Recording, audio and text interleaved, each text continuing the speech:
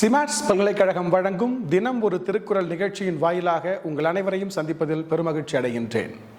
இன்றைய திருக்குறள் அதிகாரம் கடவுள் வாழ்த்து. குறள் எண் 10.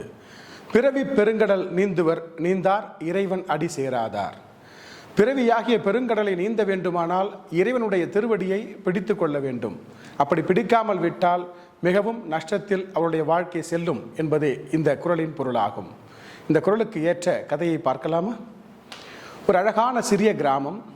அந்த கிராமத்தின் நடுவே மிகப்பெரிய அழகான ஆறு ஓடிக்கொண்டிருக்கிறது.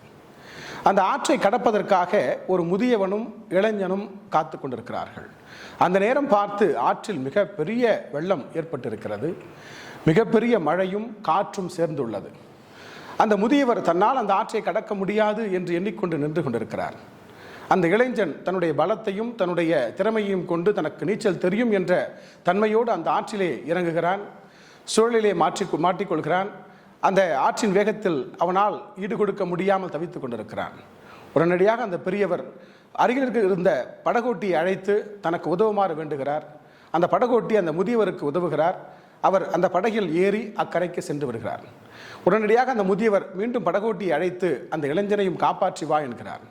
உடனடியாக அந்த படகோட்டி சென்று அந்த இளைஞனை தன்னுடைய படகிலே ஏற்றிக்கொண்டு இந்த கரைக்கு வந்து சேர்கிறார்.